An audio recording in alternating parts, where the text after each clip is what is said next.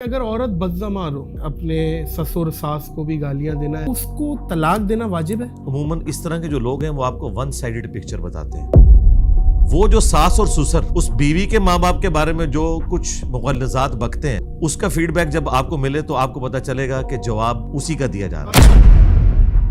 اچھا، دجال نکلے گا. ایک روایت ملتی ہے حضرت تمیم داری کی. کون سا ایسا جزیرہ ہے جو کہ دنیا سے غائب ہے؟ ساحل ندیم صاحب بولتے ہیں کوئی پورٹل کھلے گا. قرآن و سنت کے ساتھ تباہ آزمائی کرنا ہم تو اسے جائز نہیں سمجھتے.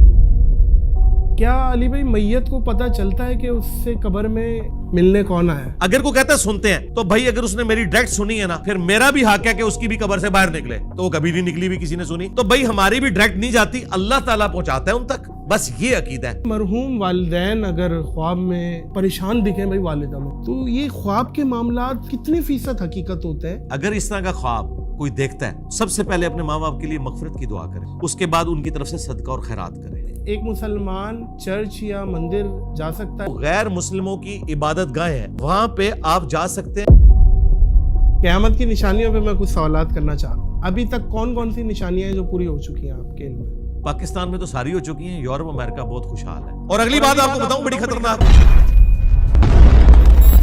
السلام علیکم معزز خواتین و حضرات، میں ہوں ناظر علی. علمی دلائل سے دیتے ہیں بہترین جواب.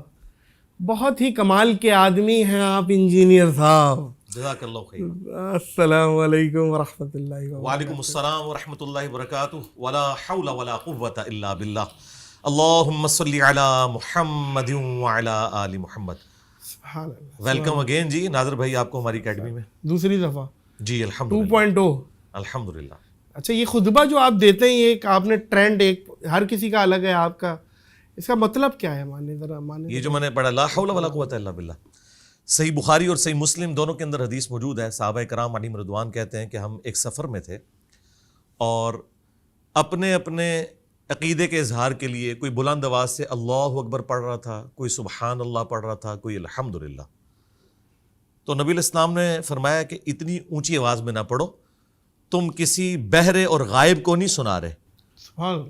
تم اس کا ذکر کر رہے ہو جو تمہاری سواری کی گردن سے بھی زیادہ تمہارے قریب ہے. اور پھر آپ علیہ السلام نے فرمایا کیا میں تمہیں جنت کے خزانوں میں سے ایک خزانہ نہ دوں جو میرے رب نے مجھے دیا ہے؟ وہ ہے لا حول ولا قوۃ الا باللہ. نہیں ہے طاقت نیکیاں کرنے کی اور نہ ہمت ہے گناہوں سے بچنے کی مگر اس کی توفیق سے. یعنی آپ سرنڈر کر دیتے ہیں کہ اے اللہ تیری توفیق ہے. یہ اس میں اعظم ہے لا حول ولا قوۃ الا باللہ. اس میں اللہ کا ذکر بھی ہے، اللہ کے سامنے عاجزی کا اظہار بھی ہے، اللہ کی تعریف بھی ہے. اور دوسرے نمبر پہ میں ساتھ پڑھتا ہوں اللہم صلی علی محمد وعلی آل محمد، درود شریف. کیونکہ جامعہ ترمذی میں حدیث ہے جو شخص اللہ کی حمد اور درود شریف کے ذریعے اللہ کی طرف متوجہ ہوتا ہے نا، اللہ تعالیٰ اسے محروم نہیں لوٹاتا. تو یہ دونوں کام میں یکجا کرتا ہوں. ماشاء اللہ، اللہ استقامت دے. آمین. اچھا علی بھائی، اگر عورت بدزمار ہو، مطلب اپنے سسر ساس کو بھی گالیاں دینا، ایسے ماحول ملتے ہیں میاں کی غیر موجودگی میں اور میاں اگنور بھی کرتے ہیں. یہ والا تو ایکسٹریم رن مریدی ہے نا، اور بہت زیادہ بد اخلاق ہو، آوازیں بھی باہر تک آئیں چیخنے چلانے کی، اس کو طلاق دینا واجب ہے؟ نہیں، کیوں طلاق دینی ہے میرے بھائی؟ نہیں آ رہی سمجھ اسے. ہاں جی، میں آپ کو یہ بتاؤں کہ عموماً اس طرح کے جو لوگ ہیں وہ آپ کو ون سائیڈڈ پکچر بتاتے ہیں. وہ جو ساس اور سسر اس بیوی کے ماں باپ کے بارے میں جو کچھ مغلظات بکتے ہیں، اس کا فیڈ بیک جب آپ کو ملے تو آپ کو پتا چلے گا کہ جواب اسی کا دیا جا رہا ہے. اور اگر وہ صحیح ہے ساس اور سسر ایسی سچویشن میں کہ جہاں پہ اللہ ون کرے سائیڈڈ ایسی بات ہو، ایسی بھی ہے، کیونکہ دونوں طرف ہے علی بھائی، دونوں طرف ہے. لیکن میں اس بات کو کلیئر کروں، بہت پڑھے لکھے بھی، جی میں آپ کو بتاتا ہوں، پڑھے لکھے بھی طوفان بدتمیزی جو ڈگری سمجھ کے وہ ان پڑھ جاہل بولتے ہیں کہ تمہیں کیا پتا جو ہمیں پتا ہے ہم نے. جی میں آپ کو پہلے بتاؤں، میں چونکہ اس معاشرے کا حصہ ہوں، میرے پاس فیڈ بیک آتی ہے اس حوالے سے. 80% سے زیادہ کیسز وہی ہیں جو میں آپ کو بتا رہا ہوں. یہ ابتدا جو ہے نا اس ساس اور سسر کی طرف سے ہوتی ہے کہ وہ لوگ اس کو زبانی کلامی تو بیٹی کہتے ہیں لیکن بیٹیوں والا درجہ نہیں دیتے. ٹھیک ہے، یہ تو ایک پوائنٹ آ گیا. جی نہیں، میں یہ پوری بات مکمل کروں گا، یہ پوری ڈاکٹرن ہے. جی. دوسری بات، وہی ساس اور سسر جب ان کی اپنی جوان بیٹی 10-11 بجے سو کے اٹھتی ہے نا تو وہ اپنے محلے کی عورتوں کو نہیں بتاتے کہ 10 بجے تک سوئی رہتی ہے, لیکن اپنی بہو کی یہ برائی ساری عورتوں کے ساتھ وہ کرتے ہیں. Double standard. Double standard. چونکہ انہوں نے بیٹی مانا نہیں ہے, ایک کمپٹیٹر مانا ہے, تو بھائی تیار رہے پھر کمپٹیشن کے لیے, کیونکہ قرآن میں ہے کہ برائی کا بدلہ اتنے ہی لیول کی برائی ہے. ہاں اگر تم معاف کر دو تو تمہارا اجر تمہارے رب کے حضور پکا ہو جائے گا, سورہ شورہ میں آیا. اچھا یہ میں پہلو میں اس ترتیب کور کروں گا. اب میرا سوال میں ادھر آ رہا ہوں نا سرکار, چونکہ آپ نے سوال کیا نا تو میں تو ایک طرف کا وکیل تو نہیں بنوں گا, میں نے تو دونوں طرف کی بات کرنی ہے. اچھا برائی کا بدلہ اس کے لیول کی برائی ہے, معاف کر دیں گے تو اللہ تعالیٰ اجر دے گا. اب یہ جو آپ کیس بتا رہے ہیں ایکسٹرا آرڈنری قسم کا, کہ جہاں پر ساس سسر تو بڑا اچھا رویہ رکھے ہوئے ہیں لیکن کمزور ہیں بیچارے. جی اس بیوی کو کسی پاگل کتے نے کاٹ لیا ہے کہ بغیر کسی وجہ کے وہ گالیاں نکال رہی ہے. اول تو میری اپنی زندگی میں اس طرح کی کوئی ایگزامپل رپورٹ نہیں ہوئی. علی بھائی میں آگے بتاتا ہوں, اور سرکار مجھے جواب دو. آپ کا میں نے سوال سمجھ لیا. میرا سوال تھا ہی بیسیکلی اسی پہ. یہ والا تو ایک پوائنٹ ہم نے بچپن سے سنا ہے. نہ وہ بھی نہیں سنا. والدین والا, اور بچپن سے ہم نے یہ سنا ہے کہ ماں باپ کہیں تو بیوی کو طلاق دے دو. بچپن سے آپ لوگوں نے یہ غلط بات سنی ہوئی ہے جس کا دین سے کوئی تعلق نہیں ہے. اس وقت صرف ایک بندہ ہے جس نے تھوڑی بہت آواز بلند کی, وہ مولانا طارق جمیل صاحب ہے حافظہ اللہ تعالی.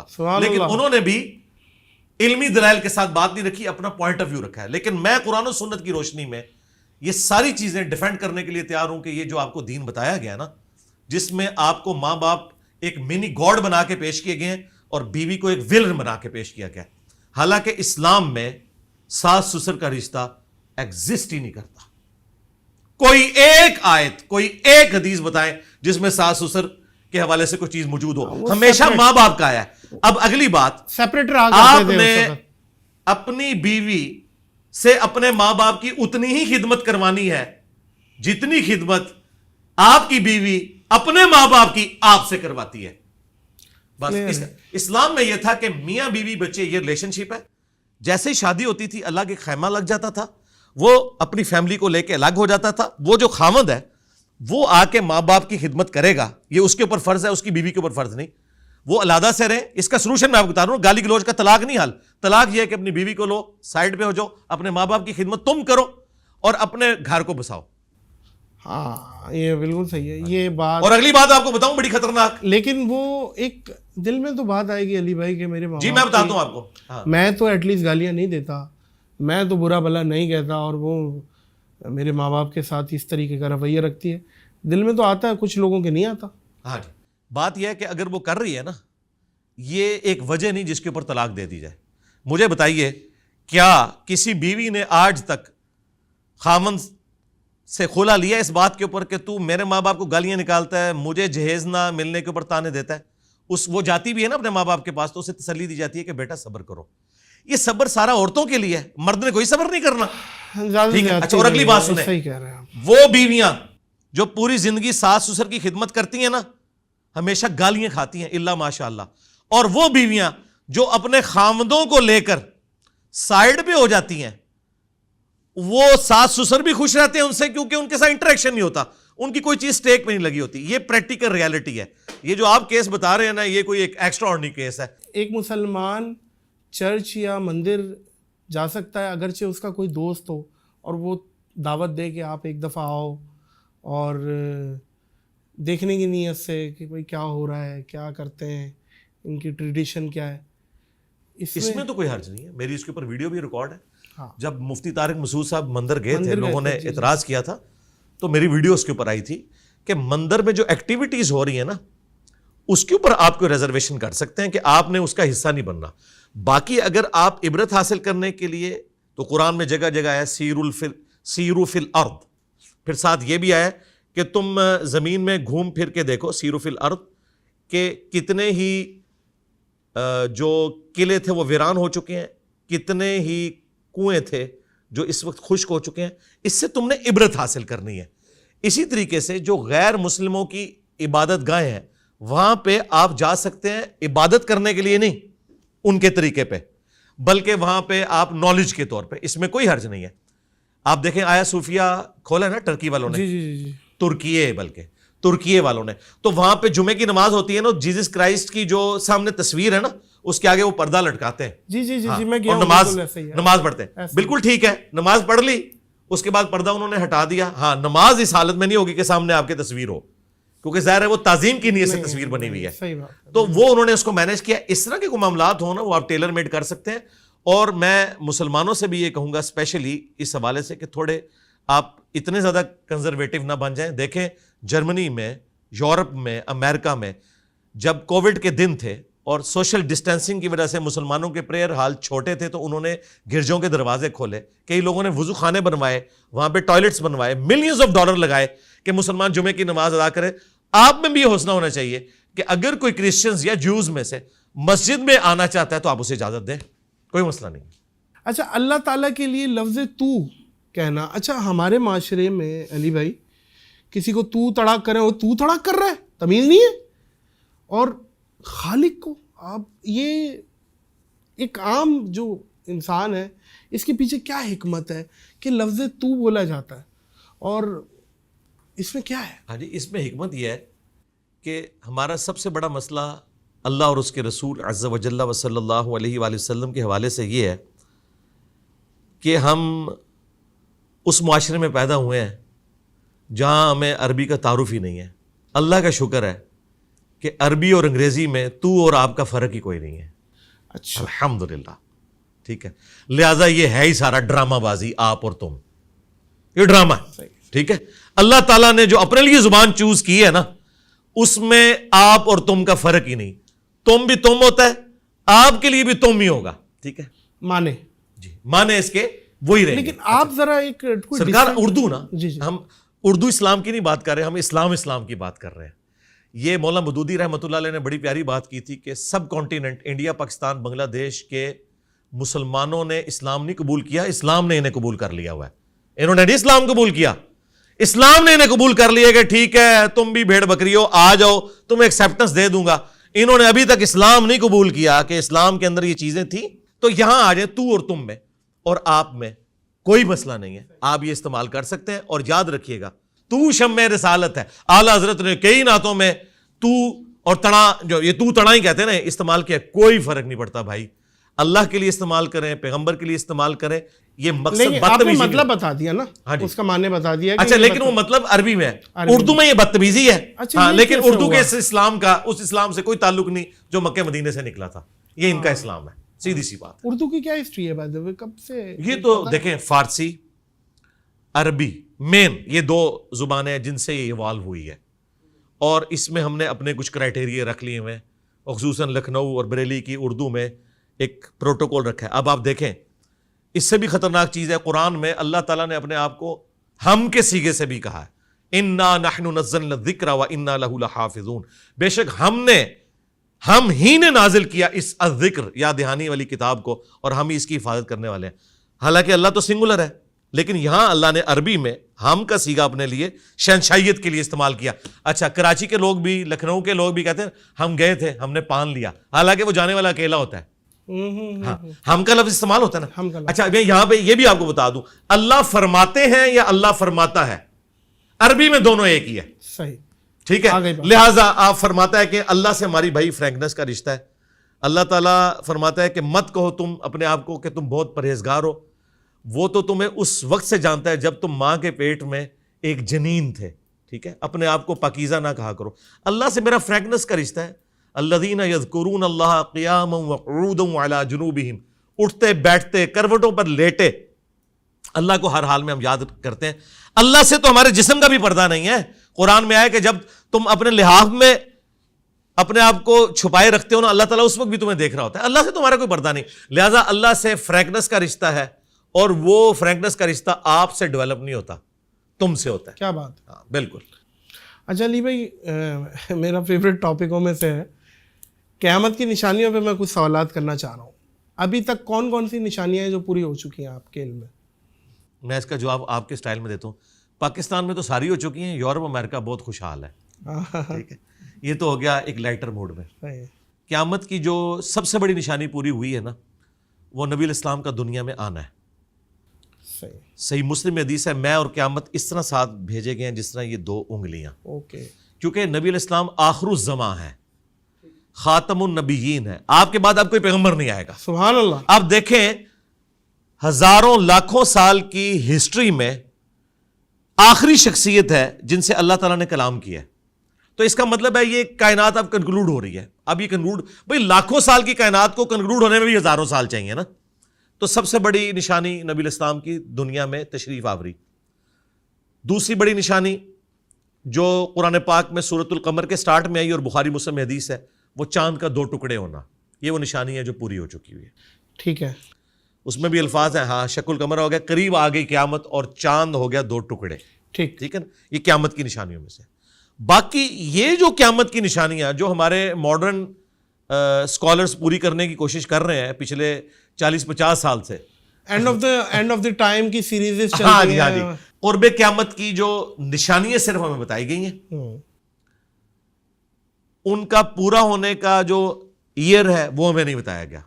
ہمارے نزدیک جو بڑی بڑی نشانیاں پوری ہوئی ہیں وہ یہ ہیں. اس کے بعد پھر بخاری مسلم میں ہے کہ عرب کی سرزمین کے اندر جو بلڈنگز کا بننا, پتلی پتلی لمبی لمبی عمارتیں, یہ ہے. اچھا اچھا. پھر اس کے بعد عورت اپنی مالکن کو جنم دے گی. اب یہ لٹریچر کی زبان میں بات ہو رہی تھی کہ یعنی جو عورت اپنی مالکن کو, ہاں یعنی اس کے گھر نہیں, اس کے گھر جو بیٹی پیدا ہوگی نا, ایک معنی تو یہ ہے کہ اس کے گھر جو بیٹی پیدا ہو رہی ہے نا, وہ اپنی ماں کے ساتھ ویسا سلوک کرے گی جیسے ایک مالکن اپنی ملازمہ کے ساتھ کرتی ہے. اور یہ تو ہمیں پاکستان میں قیامت کی نشانی, بیٹیاں ماؤں کو ذلیل کریں گی, ذلیل کر رہی ہیں جی. لیکن اس کو اس انداز میں کہا گیا, ٹھیک ہے نا. لٹریچر کی زبان میں اسی طریقے سے بات ہوتی ہے, کیونکہ جب آپ بات کنوے کرتے ہیں پھر اسی طریقے سے. تو یہ نشانی پوری ہوئی ہے. باقی تو جو یہ نشانیاں جنگوں کے اعتبار سے ہیں, اس میں قیامت کی نشانیاں تو نہیں, لیکن نبی علیہ السلام نے اپنی وفات کے بعد جن جنگوں کی پریڈکشن کی تھی, چاہے وہ تاتاریوں کے ساتھ ہماری جنگیں ہوں, رومن اور پرشین امپائر, لیکن ان میں قیامت کی نشانی کا ذکر نہیں ہے. آپ نے بتایا تھا کہ میرے بعد ایسا ہوگا. قیامت کی جو نشانیاں پوری ہوئی ہیں نا بڑی بڑی, وہ تو یہی ہیں.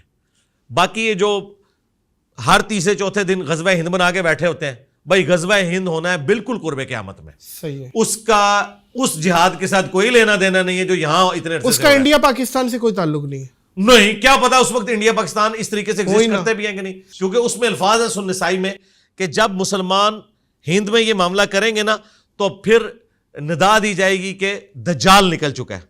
صحیح ہے. ٹھیک ہے. یہ دجال جب نکلے گا نا, یہ اس وقت غزوہ ہند ہونا ہے. یہ تو میرے بھائی ہمارے پرانے بزرگ بھی جو سومناتھ پہ بھی حملے کرتے رہے, انہوں نے بھی غزوہ ہند بنایا ہوا تھا. اچھا, دجال نکلے گا, ایک روایت ملتی ہے حضرت تمیم داری کی, جی ہاں جی, کہ کشتی کے تھپیڑے, صحیح مسلم کی ہے کہ 1 مہینے بعد انہیں ایک ساحل پہ ان کی کشتی ٹکرائی, اس کے بعد جساسا والی حدیث, اور میں اندر جاؤ دجال جکڑا ہوا ہے. اچھا ایک بات بتائیں علی بھائی, آج کے دور میں 2023 میں موجود ہے, سیٹلائٹ کا دور ہے اور ترقیوں کا دور ہے, کون سا ایسا جزیرہ ہے جو کہ دنیا سے غائب ہے؟ کیا وہ جزوی طور پہ حضرت تمیم داری کو دکھا دی گئی تھی؟ اللہ نے پردہ رکھا ہوا ہے کہ قرب قیامت وہ پردہ ہٹے گا, یا جیسے ساحل ندیم صاحب بولتے ہیں کوئی پورٹل کھلے گا, اور وہ پورٹل کے تھرو ظاہر ہے بھائی یاجوج ماجوج کہاں ہے؟ کہا جاتا ہے کہ کوئی زمین کا حصہ باقی نہیں رہے گا, اتنی لاشیں ہوں گی, تو وہ یاجوج ماجوج ایگزیکٹلی زمین پہ تو فزیکلی نظر نہیں آتے. تو یہ اس پہ آپ کی کیا مائنڈ سیٹ ہے؟ اس کی قرآن و سنت کے ساتھ تب آزمائی کرنا ہم تو اسے جائز نہیں سمجھتے. صحیح. جتنا نالج ہمیں قرآن و سنت کی روشنی میں بتایا گیا ہے, ہم اس کے بعد اس پہ کلام نہیں کریں گے. ہم لاجیکلی آپ کو بتاتے ہیں, یہ اللہ تعالیٰ نے قرآن پاک میں بھی یاجوج اور ماجوج کے بارے میں فرمایا کہ اللہ تعالیٰ جب چاہے گا انہیں کھول دے گا. جب تک اللہ تعالیٰ نے نہیں کھولا ان کو, چاہے وہ اس پلانٹ ارتھ پہ بھی ایگزسٹ کرتے ہوں, پردے میں رہیں گے, کسی فزیکل انسٹرومنٹ کے ذریعے آپ اسے ڈیٹیکٹ نہیں کر سکتے. اچھا اس کے میں آپ کہیں گے اس کا ثبوت, میں آپ کو ثبوت دیتا ہوں. مجھے بتائیں, صحیح مسلم میں حدیث ہے کہ نبی علیہ السلام نے شب معراج بیت المقدس میں تمام انبیاء کی امامت فرمائی. باقی انبیاء تو برزخی طور پر آئے تھے, دنیا سے تو جا چکے تھے, ان کے بارے میں تو آپ کہہ سکتے ہیں کہ وہ فزیکل نہیں تھا بلکہ ایک برزخی معاملہ تھا, خواب بھی نہیں تھا لیکن برزخی معاملہ تھا.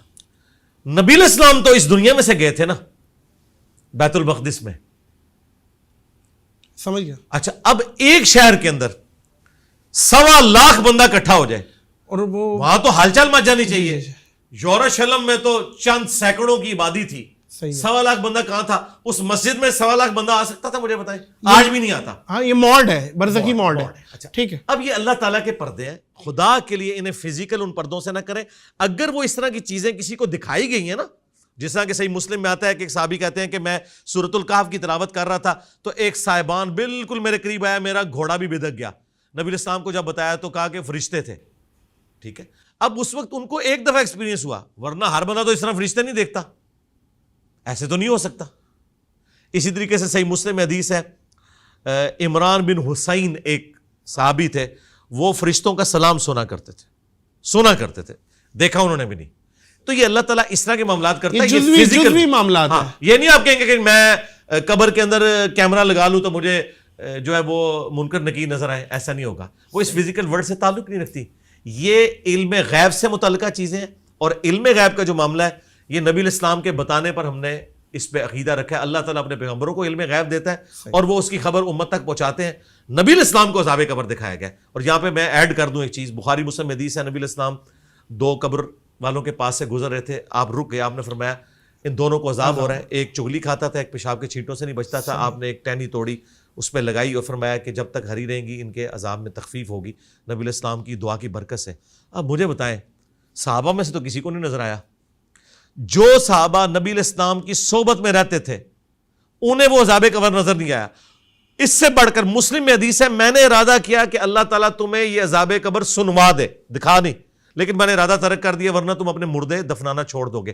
یار اگر ابو بکر, عمر, عثمان و علی کو عذاب قبر حضور کے ساتھ رہتے ہوئے نظر نہ آئے, علم غیب کا تعلق صرف پیغمبر تک ہے. بے شک بے شک. اچھا یہ بتائیے گا کہ جب دجال آ گیا, یاجوج ماجوج آ گئے, ساری چیزیں, اس زمانے میں ٹیکنالوجی اٹھ چکی ہے, ٹیکنالوجی کسی بھی طریقے سے ختم ہوئی ہے, تباہ ہوئی ہے.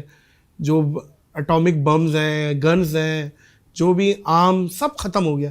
واپس ہم تلواروں پہ آ جائیں گے, یہ روایتیں ملتی ہیں کہ واپس تلواروں. دیکھیں احادیث کے الفاظ سے یوں لگتا ہے کہ جیسے ان کے ٹیکنالوجی ختم ہو جائے گی, جو ہے وہ آپ 7 سال تک مسلمان جلائیں گے.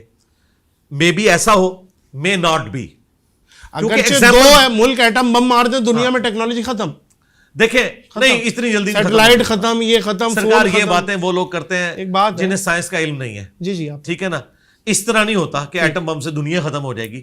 اس کے لیے بہت زیادہ اٹامک بم چاہیے, چند ایٹم بم سے دنیا نہیں ختم ہوگی. اچھا. اور جو لوگ کہتے ہیں ٹیکنالوجی ختم ہو جائے گی, یہ ان کی کیا اثر آئی ہے, may be may not be. اس کی وجہ یہ کہ آپ دیکھیں ہمارے پاس تو اس کے اپوزٹ دلائل بھی موجود ہیں. مثلاً صحیح مسلم میں حدیث ہے, نبی علیہ السلام نے فرمایا کہ قرب قیامت میں جب دجال آئے گا نا تو پہلا دن 1 سال کا ہوگا, دوسرا 1 مہینے کا, تیسرا 1 ہفتے کا, اور چوتھا نارمل, اور پھر نارمل دن شروع ہو جائیں گے. صحابہ کرام نے کہا جب 1 سال کا 1 دن ہوگا تو ہم نمازوں کا کیا کریں گے؟ آپ نے فرمایا تم اندازہ مقرر کر لینا. اب مجھے بتائیں گھڑی بننے سے پہلے کیا کوئی 1 سال کی نمازوں کا اندازہ مقرر کر سکتا تھا؟ لیکن آج گھڑی کی برکت سے ہم 24 گھنٹے کا دن رات کرتے ہیں, سورج افق کے الانگ یوں چلتا ہے, آپ عشاء کی نماز پڑھ رہے ہوتے ہیں. ٹھیک ہے, تو بات یہ ہے کہ اس طرح کے ورڈکٹس دینا کہ یہ ہو جائے گا وہ ہو جائے گا, بھائی جب تک ہوتا نہیں ہے ہم کوئی رائے نہیں قائم کر سکتے. اور میں آپ کو ایک اور بات بتاؤں, جو صحیح مسلم میں قتل دجال والی حدیث ہے, اس میں الفاظ ہیں کہ حضرت عیسیٰ ابن مریم کے سانس سے وہ پگھلے گا, اور عیسیٰ ابن مریم مقام لد پہ اسے قتل کریں گے. مقام لد پہ 60s میں آ کے اسرائیل نے انٹرنیشنل ایئرپورٹ بنایا, اور لوگ حیران تھے کہ یہاں پہ آ کے اس گاؤں میں بنایا, اس سے پہلے نہیں ایگزسٹ کرتا تھا. وہی ایگزیکٹلی جی, عین ممکن ہے کہ وہ اپنے چارٹر طیارے میں بھاگنے کی کوشش کرے اور عیسیٰ ابن مریم اس پہ میزائل مارے, جس کو نبی علیہ السلام نے تیر سے تشبیہ دی ہے, کیونکہ پھینکے ہوئے ہتھیار ہے نا, تیر آپ میزائل بھی کہہ سکتے ہیں. نبی علیہ السلام جس لینگویج میں بات کرتے تھے نا, وہ ان کے زمانے کی لینگویج تھی. آج کے زمانے میں اس کو ٹرانسلیٹ کرنے کے لیے نبی علیہ السلام نے اسی زمانے کی لینگویج کو استعمال کرنا ہے. آپ آج کے زمانے کی لینگویج نہیں یوز کر سکتے تھے, ورنہ آپ کی جو بیست خاصہ تھی جن لوگوں کی طرف, انہیں تو وہ کمیونیکیشن گیپ تھا. یہ جو لوگ اعتراض کرتے ہیں نا جی قرآن کی جو لینگویج, بھی قرآن اس لینگویج میں بات کرے گا جو اس زمانے کی لینگویج تھی, اس کو ہم نے انٹرپریٹیشن اس کی کرنی ہے. جیسے سورۃ الانفال میں ہے کہ پلے ہوئے گھوڑے تیار رکھو جہاد کے لیے. اب مجھے بتاؤ کہ اس سے کیا ہم یہ رزلٹ نہیں نکالیں گے کہ ہم نے جدید اسلحہ تیار رکھنا ہے؟ اچھا، سورۃ الانفال میں اللہ تعالیٰ نے فرمایا کہ پلے ہوئے گھوڑے تیار رکھو جہاد اور قتال کے لیے. تو اس کو آج کے دور میں آپ یہ ٹرانسلیٹ کریں گے کہ آپ نے جدید اسلحہ تیار رکھنا ہے. اب اس زمانے میں تو یہی لینگویج تھی. بخاری مسلم میں حدیث ہے، آگاہ ہو جاؤ طاقت پھینکے ہوئے ہتھیاروں میں ہے، آگاہ ہو جاؤ طاقت پھینکے ہوئے ہتھیاروں میں ہے. تو سرکار منگولوں نے اتنی بڑی امپائر پھینکے ہوئے ہتھیاروں سے کی ہے. وہ تیر انہوں نے ڈیزائن کیے تھے. یہ تیر کے جو ماڈرن ڈیزائن ہے نا، یہ انہوں نے کیے تھے، جو ٹیڑھے نہیں ہوتے تھے. اس کے پیچھے آپ نے دیکھا انہوں نے ونگز لگائے ہوتے ہیں، اس کی وجہ سے وہ ادھر ادھر نہیں جاتے. اور آج میزائل ٹیکنالوجی پھینکے ہوئے ہتھیار ہے. آج آپ کے پاس میزائل نہ ہو، آپ کا ایٹم بم کسی کام کا نہیں ہے. آپ جہازوں کے ذریعے ایٹم بم نہیں پھینک سکتے. جہاز ٹارگٹ ہو سکتے ہیں کیونکہ ان کی سپیڈ اتنی نہیں ہوتی ہے جتنی سپیڈ میزائلوں کی ہے. لہٰذا نبی علیہ السلام کی بات آج بھی ویلڈ ہے کہ طاقت پھینکے ہوئے ہتھیاروں میں. سبحان اللہ، الحمدللہ. سبحان اللہ. اچھا، میدان محشر کس ملک میں لگے گی؟ عرفات بھی کہا جاتا ہے مکہ میں، اور شام میں بھی غالباً ایک جگہ ہے، عرفات اسے بھی کہتے ہیں. ایگزیکٹلی کیا ہے جو مکہ کا عرفات ہے وہ بڑی کی جائے گی جگہ کو، وہی جگہ ہے یا کوئی اور کیا ہے؟ قرآن پاک میں اللہ تعالیٰ نے فرمایا کہ قیامت والے دن ہم اس زمین کو ایک دوسری زمین سے بدل دیں گے. اچھا، ہاں، مراد یہ کہ اس کی حالت بدل جائے گی اور یہ بالکل فلیٹ ہو جائے گی. بھائی جب یہ زمین بالکل فلیٹ ہو جائے گی، فلیٹ یہ وہ والی نہیں جو بالکل آپ جس کو عام زبان میں فلیٹ کہتے ہیں، مراد یہ کہ یہ پہاڑ روئی کی طرح اڑ جائیں گے، سمندروں کے پانی ایویپوریٹ ہو جائیں گے، ایک چٹیل میدان ہی سارے کا سارا بن جائے گا، پورے کا پورا سفیر. اس میں میرے بھائی خواہ عرفات میں ہو یا شام میں ہو، پورے کا پورا میدان ایک ہی ہے. جہلم بھی میدان ہوگا، کراچی بھی میدان ہوگا اور عرفات بھی میدان ہوگا. صرف عرفات کے اندر تو پوری انسانیت نہیں آ سکتی، ظاہر ہے انسانی ہسٹری میں. ہاں، اس کو ایک مرضی پوائنٹ کے طور پہ بتایا گیا، باقی ظاہر ہے یہ پوری زمین ہے. اچھا علی بھائی، حضرت عیسیٰ علیہ نبی کو زندہ اٹھانے کے پیچھے حکمت جو سمجھ میں آتی ہے آپ کے نزدیک، آپ کو کیا لگتی ہے؟ زندہ اٹھایا گیا، اب دیکھیں حضرت عیسیٰ اب بھی آئیں گے اور دجال جیسی پاور جس سے کوئی مقابلہ نہیں کر سکتا وہ پگھلے گا، اور حضرت عیسیٰ اتنے پاورفل ہیں. تو اس وقت بھی جو ان کے خلاف تھے تو پاور تو ہو سکتی تھی، بہت ساری چیزیں ہیں، لیکن ول آف گاڈ ہے، ظاہر ہے اس پہ بات اس پہ تو ہم کر نہیں سکتے. لیکن جو حکمت ہمیں سمجھ میں آتی ہے اٹھانے کی، اور حضرت عیسیٰ ایگزیکٹلی ہیں کہاں پہ، یہ بتاتے ہیں. 2 پوائنٹ. پہلی بات تو یہ ہے کہ عیسیٰ ابن مریم کا اٹھایا جانا اس سے زیادہ حیران کن چیز ان کی معجزانہ پیدائش ہے. صحیح ہے، بالکل ٹھیک ہے. نبی علیہ السلام بھی آسمانوں سے سیر کر کے آئے ہیں، بالکل ٹھیک ہے، ٹھیک ہے، بغیر باپ. ہاں، عیسیٰ ابن مریم تو گئے ہیں اور ابھی تک وہ 5ویں آسمان کے اوپر ہے. نبی علیہ السلام تو سارے آسمانوں سے ہو کے، جنت سے ہو کے زمین پہ واپس بھی آ گئے، اور آپ صلی اللہ علیہ وآلہ وسلم نے اپنی دعوت حق کو آگے پھیلایا. اب عیسیٰ ابن مریم کا میرے بھائی بغیر باپ کے پیدا ہونا یہ زیادہ کریٹیکل میٹر ہے. اسی کی وجہ سے یہودی ان کو آؤٹ آف ویڈلاک کہتے ہیں، اور کیا کچھ گالیاں عیسیٰ ابن مریم کو دی گئیں اس وجہ سے، جبکہ قرآن کہہ رہا ہے کہ ہم نے مریم اور ان کی اولاد کو جہان والوں کے لیے نشانی بنایا. لہذا یہ کلیئر کریں کہ ان کا آسمانوں پہ اٹھایا جانا یہ کم حیران کن بات ہے، زیادہ حیران کن بات بغیر باپ کے ان کا پیدا ہونا ہے. اب آ جائیں اس کی حکمت کیا ہے.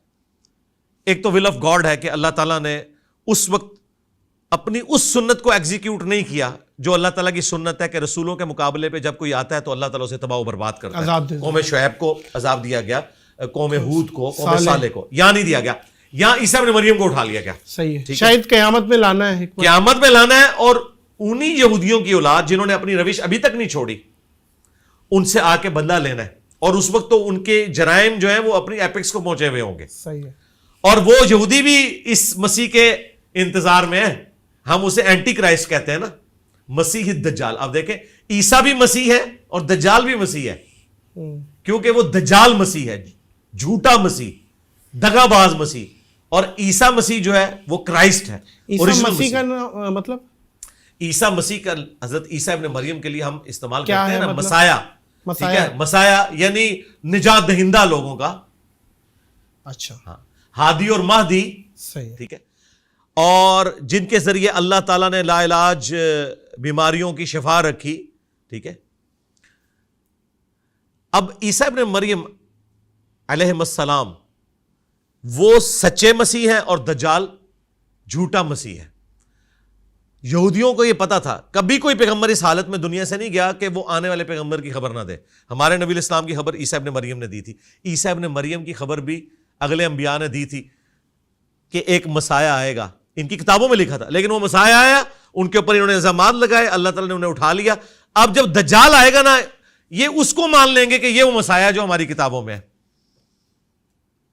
وہ اس دجال کو مسیح سمجھ لیں گے, حالانکہ وہ اینٹی کرائسٹ ہوگا. اور پھر عیسیٰ ابن مریم اسے قتل کریں گے. یہ مسلمانوں کا اور کرسچنز کا اجماعی عقیدہ ہے. اور ایگزیکٹلی ہیں کہاں وہ؟ کون؟ حضرت عیسیٰ 5ویں آسمان کے اوپر. بخاری مسلم میں ہے کہ آپ کی ملاقات ہوئی ہے 5ویں آسمان. جی 5ویں آسمان کے اوپر. اور ابن ماجہ میں حدیث ہے, عیسیٰ ابن مریم سے نبی الاسلام کی گفتگو ہوئی ہے اور انہوں نے کہا کہ جب دجال آئے گا اللہ تعالیٰ مجھے دنیا میں واپس بھیجے گا. اچھا علی بھائی, گھر میں کتے بلی پرندے پالنا, شیر پالنا اور ان کا کاروبار کرنا, کیونکہ پرندہ ظاہر ہے اس کی عادت سے برخلاف کر دیا, آپ نے پنجرے میں بند کر دیا. قید تو ہے, اس نے اڑنا ہے, آپ نے پنجرے میں بند کیا ہوا ہے. اور شیر ایک جانور ہے, جنگلی ہے, خطرناک ہے, آپ پہ حملہ بھی کر سکتا ہے اور مر بھی سکتا ہے, خودکشی کی موت بھی ہو سکتی ہے یہ, کیونکہ آپ کو پتہ ہے یہ سب کچھ. اور پھر اسی طریقے سے کتے بلی پالنا. بلیوں کا اکثر لوگ بہت, ہر تیسرا چوتھا گھر مجھے لگتا ہے کہ بلی ایٹ لیسٹ پرشین کیٹ پالی ہوئی ہوتی ہے. اس پہ ان کو پالنا اور ان کا بزنس کیسا ہے؟ بلی پالنا ہے نا, یہ تو بالکل درست ہے, اس کے اوپر کسی کا بھی کوئی اختلاف نہیں ہے. بلکہ صحیح مسلم میں حدیث ہے کہ یہ بلی چونکہ اکثر تمہارے گھر آتی جاتی ہے, اس کا تھوک بھی پاک ہے. اچھا. ہاں جی, بلی اگر آپ کے کھانے پینے کی چیز میں یا برتن میں منہ مار دے تو وہ پاک ہے. یہ صحیح مسلم کے اندر حدیث موجود ہے. اچھا, اب رہ گیا کتا, اس کا تو تھوک ناپاک ہے, وہ تو بخاری مسلم میں ہے کہ آپ نے 7 دفعہ برتن کو دھونا ہے.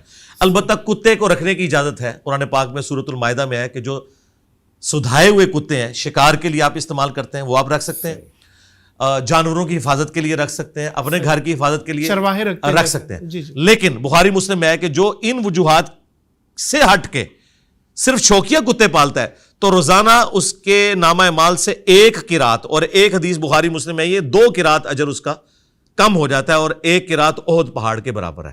وہ گناہ ہے پھر وہ رکھنا. اچھا, اب آ جائیں وہ کاروبار کی طرف. تو صحیح مسلم میں حدیث ہے نبی الاسلام نے کتے اور بلی کا کاروبار کرنے سے منع فرمایا. کاروبار کے طور پہ نہیں کر سکتے. ہاں, کوئی کسی کو کوئی کیٹ گفٹ کر دیتا ہے, کوئی کتا گفٹ کر دیتا ہے, وہ تو درست ہے. کاروبار کرنے سے نبی صلی اللہ علیہ وآلہ وسلم نے منع فرمایا. اب آ جائیں پرندوں کی طرف. سب کا جی, اب آ جائیں پرندوں کی طرف. دیکھیں, جو پرندے سائنٹیفکلی یہ چیز ثابت ہو کہ وہ آزاد ماحول کے عادی ہیں اور انہیں قید کرنے سے وہ مر جائیں گے, وہ پرندے پالنا حرام ہوگا. مثلا جو بھی ہوں گے, ابھی اس وقت جو ہمارے علم میں ہے نا, تو وہ نہیں مرتے. یہ پہاڑی طوطا ہو گیا, جی جی, یہ بہت ڈیمانڈ ہے. نہیں مرتے, وہ نہیں مرتے. میں آپ کو بتاتا ہوں, اب مثال کے طور پہ, یہ جو آپ کو پتا ہے پچھلے دنوں مودی نے بھی وہ 12 لیپرڈز خریدے تھے, بلکہ چیتاز لیے ہیں افریقہ سے, وہ پوری ایک کمپین چلائی. وہ مر گئے, ان میں سے تقریباً آدھے مر چکے ہیں. اور ایک چیتا جو ہے نا, اسے تقریباً 10 کلومیٹر کا ایریا چاہیے سروائیو کرنے کے لیے. اس سے بھی کام ہوگا تو مر جائے گا. تو اس طرح کی چیز آپ پنجرے میں نہیں پال سکتے. اچھا, شیر کے بارے میں ہمارا ایکسپیرینس ہے کہ اسے آپ پنجرے میں رکھیں, اس کو کوئی فرق نہیں پڑتا. اس کو آپ گوشت کھلاتے رہیں, وہ زندہ رہتا ہے, اس کی زندگی میں کوئی فرق نہیں پڑتا. شیر آپ ٹھیک ہے پنجرے میں اگر شوقیہ پالنا چاہتے ہیں, لیکن وہ تمام پریکاشنز جو ہیں, یہ نہ ہو جس طرح یہ اگلے دن وہ ایک شیر کسی سے چھڑوا کے رسی یا اس کی وہ زنجیر نکل گیا اور وہ خطرہ بن گیا. حالانکہ پاکستان میں قانون بنا ہے کہ آپ نے شیر کو اگر علاج کے لیے بھی موو کرنا ہے نا, تو پورے پروٹوکول کے اندر وہ ہوگا, سیکیورٹی سارے میئرز لیے جائیں گے. تو وہ جانور جو قید کرنے سے مر سکتے ہیں اور وہ آزاد ہی رہنا چاہتے ہیں, باقی تو آپ ہر جانور کو کہیں. اب میں آپ کو بتاؤں, گائے جو ہے جو آپ پالتے ہیں یہ بھی آزاد پھرتی ہیں, مرغے بھی ہیں جنگلوں کے اندر رہ رہے ہیں, تو آپ ان کو حرام کہتے ہیں کہ نہیں. وہ صرف جانور حرام ہوگا جو واقعی پالنے سے مر سکتا ہے.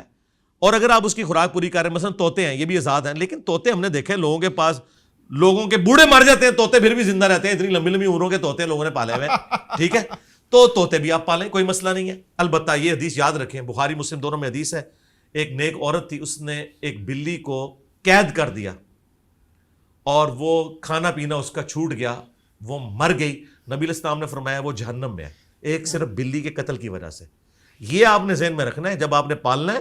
پھر ذمہ داری کرنی ہے. یہ جن لوگوں نے بھینسیں پالی ہوئی ہیں نا, آپ ان سے پوچھیں, وہ کہتے ہیں ہمارے گھر میں میت ہو جائے نا, میت کو ہم سائڈ پہ رکھتے ہیں, پہلے بھینس کا دودھ دھوتے ہیں, اس لیے کہ بھینس تو مر جائے گی بیچاری چیخ چیخ کے. ان کے گھر میں میت بھی رکھی ہوئی ہو نا, وہ اس سے عہدہ برا نہیں ہو سکتے. اچھا جی ظاہر ہے, کیا کریں گے, بھینس تو دودھ دے گی.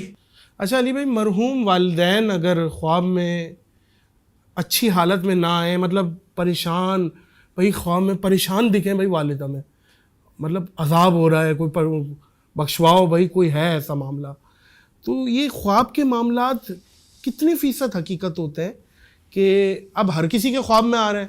کوئی خواب کی تعبیر کی کتابیں تو گھر پہ ہیں نہیں کہ وہ نکالیں وہاں سے, تو کیا ہے اس کا معاملہ؟ خواب میں دیکھ لیا بھائی پریشان ہے, بھائی وہ میت پہ عذاب ہو رہا ہے, may be may not be, اس کی وجہ یہ ہے کہ بخاری مسلم میں حدیث ہے کہ خواب 3 قسم کے ہیں, اللہ کی طرف سے, شیطان کی طرف سے, اور نفس کی طرف سے بھی ہو سکتا ہے کہ آپ نے کوئی چیز سوچی اور وہ آپ کو نظر آ گئی. لیکن بخاری مسلم میں حدیث ہے جب برا خواب دیکھو نا تو بائیں طرف 3 دفعہ تھوک دو, یعنی فزیکلی نہیں تھوکنا, صرف اپنے منہ کے ذریعے. برا خواب دیکھو تو برا خواب دیکھو. اچھا اب یہ جو اس قسم کے, اعوذ باللہ من الشیطان الرجیم پڑھ لیں. اچھا اب اس قسم کے جو خواب ہے نا, ان میں اسٹریٹ اوے اگر اس طرح کا خواب کوئی دیکھتا ہے, سب سے پہلے اپنے ماں باپ کے لیے مغفرت کی دعا کرے, صحیح, اس کے بعد ان کی طرف سے صدقہ اور خیرات کرے. صحیح, یہ بہت ضروری ہے, یہ حق ہے ماں باپ کیا, تمام مسلمانوں کا.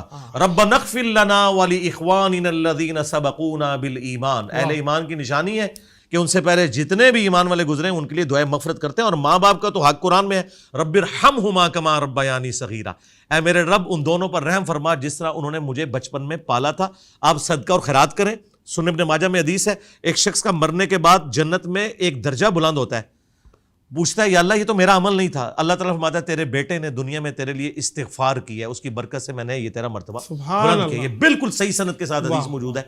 اور نبی الاسلام کے مبارک زمانے میں سعد ابن عبادہ جو خزرج کے سردار تھے, وہ کہتے ہیں کہ میں سفر پہ تھا, پیچھے سے میری والدہ فوت ہو گئی, یا رسول اللہ مجھے بڑا قلق ہے, میں جنازے میں بھی شامل نہیں ہو سکا, میں چاہتا ہوں ان کی طرف سے کوئی ایسا کام کروں کہ انہیں ثواب ملے, تو کیا میں ان کی طرف سے کنواں کھدواؤں تو انہیں ثواب پہنچے گا؟ نبی الاسلام نے فرمایا ہاں پہنچے گا. اور سن نسائی میں بخاری میں الفاظ ہیں, وہ ام سعد کا کنواں مشہور ہو گیا, ام سعد کا کنواں. جی جی جی. تو یہ آپ کام کریں, کسی غریب بچے کی کالج یونیورسٹی کا خرچہ اٹھا لیں, کسی غریب خاندان کا راشن والا معاملہ کوئی راشن والا کر لیں, اس طرح کے آپ معاملات کریں, صدقہ اور خیرات کریں. اور اگر والدین خواب میں نہ آئے تو یہ بھی پریشانی ہو جاتی ہے, خواب میں نہیں آئے. نہیں, یہ تو کوئی قرآن و حدیث میں نہیں ہے کہ ماں باپ نے ضرور آنا ہے, ضرور آپ نے بس دعا کرنی ہے. ان کی قبر پہ بھی جائیں. نبی الاسلام اپنی والدہ کی وفات کے 50 سال کے بعد قبر پہ گئے, وہاں روئے. ابا, ہاں آپ بھی گئے ہوئے ہیں ماشاء اللہ تعالیٰ, صحیح مسلم کے اندر یہ حدیث موجود ہے. ماں باپ کی قبر پہ جائیں, قبر پہ بھی جا کے دعا کریں, گھر میں بھی دعا کریں. اچھا یہ دعا صرف ماں باپ جو مرے ہوئے ہیں ان کے لیے نہیں کرنی, زندہ ماں باپ کے لیے بھی کرنی ہے. صحیح, لوگ کہتے ہیں مرنے کے بعد کریں گے, بھائی زندگی میں بھی ان کو ضرورت ہے. صحیح, صحیح. اچھی اولاد تو صدقہ جاریہ ہے. جی ہاں جی. کیا علی بھائی میت کو پتہ چلتا ہے کہ اس سے قبر میں ملنے کون آیا ہے؟ مطلب میت کو دفن ہوئے ہوئے سالوں ہو گئے اور کوئی چچا آتے ہیں ان کی قبر پہ آئے ہیں, تو پتہ چلتا ہے میت کو کہ کون ہے؟ اس طرح کی کوئی بات نہیں ہے, ہمیں صرف یہ حکم دیا گیا کہ آپ نے قبرستان جا کے کہنا ہے. صحیح مسلم میں حدیث ہے, السلام علیکم اہل الدیار من المؤمنین والمسلمین وَإِنَّا إِن شَاءَ اللَّهُ بِكُمْ لَلَاحِقُونَ نَسْأَلُ اللَّهَ لَنَا وَلَكُمُ الْعَافِيَةَ. یہ آپ نے دعا کرنی ہے. ہمارا سلام ان مردوں تک پہنچتا ہے, لیکن یہ کہنا کہ وہ سنتے ہیں اور وہ جواب دیتے ہیں, ڈائریکٹلی ہماری بات سنتے ہیں, کوئی بات ہاں اگر کوئی کہتا ہے سنتے ہیں تو بھائی اگر اس نے میری ڈائریکٹ سنی ہے نا, پھر میرا بھی حق ہے کہ اس کی بھی قبر سے باہر نکلے, تو وہ کبھی نہیں نکلی بھی کسی نے سنی. تو بھائی ہماری بھی ڈائریکٹ نہیں جاتی, اللہ تعالیٰ پہنچاتا ہے ان تک, بس یہ عقیدہ ہے. وہ بخاری مسلم میں حدیث ہے کہ جب تم پڑھو گے السلام علیک ایھا النبی ورحمۃ اللہ وبرکاتہ, السلام علینا وعلی عباد اللہ الصالحین, تو زمین و اسمان میں ہر بندے تک تمہارا سلام اللہ تعالیٰ پہنچا دے گا. یہ اللہ تعالیٰ پہنچاتا ہے, یہ برزخی موڈ ہے, اس کا اس فزیکل ورلڈ سے کوئی تعلق نہیں ہے. اچھا اسی میں کتے یا بلی روتے ہیں تو ایک یہ بھی کلچر ہے کہ بھئی کوئی مرنے والا ہے, کوئی منوسیت ہونے والی ہے, گدھا بول رہا ہے, تو اس پہ کیا ہے, اس پہ کیا کرنا ہے شرعی معاملات میں؟ گدھے کے بارے میں تو الگ سے حدیث موجود ہے. ہاں جی, وہ تو حدیث موجود ہے کہ آپ نے اعوذ باللہ من الشیطان الرجیم پڑھنا ہے, لا حول ولا قوت الا باللہ پڑھنا ہے. باقی یہ کہنا کہ کوا گھر کی منڈیر پہ بیٹھے تو مہمان آئے گا, جوتی پہ جوتی چڑھ گئی تو آپ کا سفر لکھا ہوا ہے, ہاں, اور کالی بلی نے راستہ کاٹ دیا تو یہ مشکلات یہ میرے بھائی یہ توہمات ہیں, ان کا دین سے کوئی لینا دینا نہیں ہے. یا تو کوئی چیز ہاتھ میں خارش ہو رہی ہے پیسہ آئے گا, جی, یا تو وہ چیز قرآن و سنت سے ثابت ہونی چاہیے یا سائنٹیفک فیکٹس کے ذریعے ثابت ہونی چاہیے. صحیح, کئی چیزیں سائنٹیفک فیکٹ سے بھی ثابت ہیں. مثال کے طور پر یہ بندر ہے, ان کی کمیونٹی میں ہلچل مچنی شروع ہو جاتی ہے جب زلزلہ آنے والا ہوتا ہے. اچھا, یہ ان کو علم غیب نہیں ہوتا, بلکہ یہ ہے کہ یہ جو زمین کی وائبریشن ہے نا, ان کا سینسٹیوٹی کا لیول زیادہ ہے. آپ کو پتا ہے ہاتھی زمین پر پاؤں مار کے نا 40 کلومیٹر دور تک کمیونیکیشن کرتا ہے. ہماری تو یہ چیزیں نہیں ہیں. عقاب 2 کلومیٹر اوپر سے نیچے دیکھ لیتا ہے, ہم نہیں دیکھ سکتے. اور اس سے اگلی بات, چڑیا اڑ سکتی ہے, ہم نہیں اڑ سکتے. حالانکہ عام مسلمان ایک چڑیا سے افضل ہے, تو افضلیت ختم نہیں ہوگی, اللہ نے اس کی وہ ڈومین رکھی ہے. اچھا, شوہر اپنی بیوی کو میکے جانے سے روک سکتا ہے کہ وہ اس کی نہیں بنتی, نہ سالوں سے بنتی ہے نہ ساس سے بنتی ہے, پسند نہیں ہے, شوہر نے حکم دے دیا بھائی تم نہیں جا سکتی, اب کیا معاملہ ہے, بیوی چلی جائے؟ اس کا ون لائنر ہے. اگر بیوی یہ کہے کہ میرا خاوند جب اپنے ماں باپ سے مل کے آتا ہے تو میرے ساتھ برا سلوک کرتا ہے, لہٰذا میں اپنے خاوند کو اجازت نہیں دوں گی کہ وہ اپنے ماں باپ کو ملے, تو کیا کوئی خاوند مانے گا اس بات کو؟ ہاں بھائی, پکا آ گیا نا. تو بھائی ماں باپ کو ملنے سے نہیں روک سکتے. جس طرح ایک خاوند یہ سمجھتا ہے نا کہ میرے ماں باپ کا میرے اوپر حق ہے, اسی طریقے سے اس بیوی کے ماں باپ کا بھی اس کے اوپر حق ہے. آپ کسی بھی عورت کو اس کے ماں باپ کو ملنے سے نہیں روک سکتے بھائی, ناٹ ایٹ آل. یہ اس کا شرعی حق ہے. بے شک ایسے. اور اگر آپ کو شوق تھا نا تو جب بیاہ کہ اس کو لائے تھے نا, اس سے پہلے ہی ان کو بتا دینا تھا کہ میں لے کے جا رہا ہوں, آندہ اس گھر کا منہ بھی نہیں دیکھے گی, تو انشاءاللہ تعالیٰ آپ کا رشتہ بھی نہ ہوتا. تو یہ پہلے طے کرنا صحیح تھا. اچھا, اگر وہ مان جاتے ہیں ٹھیک ہے بیٹا, کوئی بھی نہیں مانیں گے. اگر اتنے کوئی بدبخت ہیں جو مان رہے ہیں تو ان کے ساتھ ایسے ہی کرنا چاہیے. میت نکلے گی بیٹا اب وہاں سے, یہ ایک نہیں, وہ یہ نہیں کہتے کہ ہماری طرف نہیں آنا, وہ کہتے ہیں کہ اپنے خاوند کو چھوڑنا نہیں ہے. ہاں, یہ نہیں وہ کہتے کہ ہماری طرف نہیں آنا, یہ تو کوئی بھی نہیں کہتا. اور آج کل یہ بڑی نیوز آتی ہیں کہ بھائی غربت سے تنگ آ کر ماں نے خود بھی خودکشی کر لی اور بچوں کو بھی مار دیا, یا باپ نے مار دیا, یہ بھی خودکشی ہوئی. بالکل خودکشی ہے, اور وہی والی گرفت ہوگی, قیامت تک اپنے آپ کو ویسے ہی مارتا رہے. بالکل بخاری مسلم کی جو حدیث ہے, جس طریقے سے اس نے خودکشی کی وہی کرے گا. اور اس میں ایک پازیٹیو بات بھی کر لوں, شاید آپ کے پلیٹ فارم سے جب میں یہ کروں گا تو وہ بالدوں کو اچھی لگے. اللہ کے فضل سے ہمارا دیندار یا مولویوں کے طبقے سے لاکھ اختلاف, لیکن میں نے کبھی بھی کسی بھی فرقے کے دیندار بندے کو خودکشی کرتے ہوئے نہیں دیکھا, کیونکہ یہ چیز کم از کم ان کو کلیئر ہوئی ہے. جس طرح آپ دیکھیں کہ صحابہ کرام علیہم رضوان میں ہر طرح کے لوگ تھے, لیکن ایک جرم ایسا ہے جو کسی صحابی نے نہیں کیا کہ رسول اللہ کے اوپر کوئی جھوٹی حدیث باندھے, کیونکہ انہیں پتا تھا یہ گناہ معاف نہیں ہونا. نبی علیہ السلام کی حدیث ہے بخاری مسلم میں کہ جس نے میری طرف جھوٹ منسوب کیا وہ اپنا مقام جہنم میں دیکھ لے. بالکل اس طریقے سے دیندار جو طبقہ ہے نا, اپنی ساری کمزوریوں کے باوجود اس میں ایک پازیٹیو چیز ہے, وہ خودکشی نہیں کرتا. اور دوسری بات یہ ہے کہ وہ بھوکے رہتے بھی نہیں ہیں, کوئی نہ کوئی معاملہ ان کے ساتھ ہو جاتا ہے. یہ اسٹیٹ کی ذمہ داری ہے. یہ بعد میں تو سارے لوگ ہمارے این جی اوز والے بھی وہاں پہنچ جاتے ہیں کہ یہ دیکھیں یہ وہ رسی ہے جسے وہ لٹکا ہے. یار خدا کے لیے کیا تم ڈیٹرنس پھیلا رہے ہو, تم پہلے اس کو دیکھ لیتے تو خودکشی نہ کرتا. بعد میں تو سارے لوگ جا کے وہاں ویلاگز بنا رہے ہوتے ہیں. اگر علی بھائی کسی کے گھر پہ کوئی خواجہ سرا پیدا ہو جاتا اور والدین کو بھی پتہ چل جاتا ہے, آج کا تو جدید دور ہے, وہ ٹیسٹ کرتے ہیں بچوں کا, دماغ کا بھی, باڈی بھی, ہر پارٹ کا ٹیسٹ ہوتا ہے, وہ بتا دیتے ہیں کہ یہ بچہ, تو وہ بچہ کچھ رپورٹس آئی ہیں گھر سے بھی نکال دیتے ہیں, اس بچے کو اون نہیں کرتے. ایسی سچویشن میں کیا معاملہ ہے, کیا کیا جائے؟ بہت ظلم کرتے ہیں نہیں ماں باپ. مجھے بتائیں, انہی ماں باپ کے گھر جب ایک معذور بچہ پیدا ہوتا ہے جو ذہنی طور پہ معذور ہوتا ہے, کیا اس معذور بچے کو آج تک کسی نے نکالا ہے؟ پیار کرتے ہیں, سب سے پیار کرتے ہیں جی.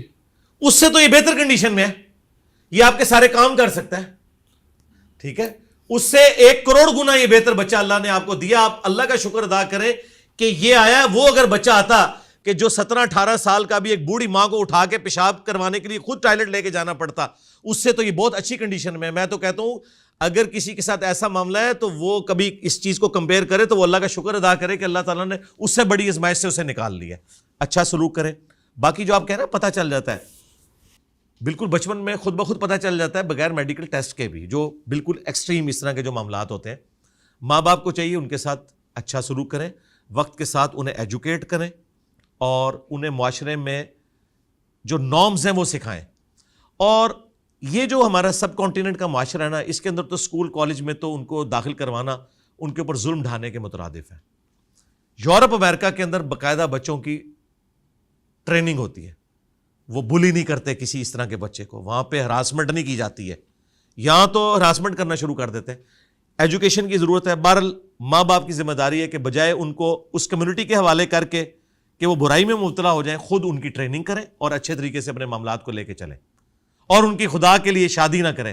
میں اپنے قریبی لوگوں میں ایسے لوگوں کو جانتا ہوں جنہوں نے شادی کر دی ہے, اب وہ شادی ہو گئی, بعد میں پتہ چلا وہ پوری زندگی عورتیں وہ مظلومیت کی زندگی گزارتی ہیں, اتنا ظلم کرتے ہیں. تو یہ شادی اسٹیبلش ہی نہیں ہوتی, فوراً سے پہلے یہ خلا والا معاملہ کرنا چاہیے. اچھا, گھریلو جھگڑوں پہ اکثر قرآن کی قسم اٹھا لیں اور قرآن کو اٹھا لینا اپنے آپ کو سچا ثابت کرنے کے لیے, اور سامنے والی پارٹی کو بھی پتہ ہوتا ہے یہ جھوٹ ہے, لیکن پھر بھی لوگ اپنی عزت بچانے کے چکر میں اللہ ماشاء اللہ لیکن وہ پھر بھی اٹھا لیتے ہیں. ایسے میں وٹنس ہوں ایسے بہت سارے واقعات کا جنہوں نے اٹھایا اور ہمیں پتہ ہے کہ جھوٹا اٹھایا ہے, لیکن ہم ظاہر قرآن کی تعظیم کے لیے ہم اسے اب سچا مان لیں گے. ٹھیک ہے بھائی, آپ کیا سمجھتے ہیں یہ گھریلو مسئلے پہ قرآن مجید کی قسمیں اٹھا لینا اور قرآن مجید کو لے آنا بیچ میں؟ دیکھیں, اگر تو کوئی شخص ڈیمانڈ کرتا ہے نا کسی سے کہ تم قرآن اٹھا کے گواہی دو اس معاملے میں اور میں تمہاری گواہی کو تسلیم کر لوں گا, تو اس میں کوئی ممانعت نہیں ہے, کسی کے نزدیک بھی نہیں ہے. ظاہر ہے کہ اللہ تعالیٰ کی کتاب کی ایک رسپیکٹ ہے نا, اور یہ شروع سے نارمز رہی ہیں عدالتوں کی, اس میں کوئی حرج والی بات نہیں ہے. مسئلہ ہے جھوٹا قرآن اٹھانا. اب اگر اس نے قرآن اٹھا لیا, اب اسے آپ نہ کہیں کہ تو نے جھوٹا اٹھایا, تم نے ڈیمانڈ کی تھی نا, اب ماننا ہے, ہاں تو مانے اب آپ. بالکل ٹھیک ہے. اچھا, اگر آپ مجھ سے پوچھیں تو بھائی میں تو کسی کے قرآن اٹھانے کو نہیں مانتا, میں تو کہوں گا بھائی دلائل کے مطابق فیصلہ کیا جائے, جو حق پہ ہے اسے اس کا حق ملنا چاہیے. یہ نہیں ہے کہ بندہ فراڈی اور وہ قرآن اٹھا لے تو ٹھیک ہو گیا. اگر قرائن بتا رہے ہیں اور ثبوت سے ایک چیز ثابت ہو جاتی ہے, پھر اس کے قرآن اٹھانے کو نہیں مانا جائے گا بالکل.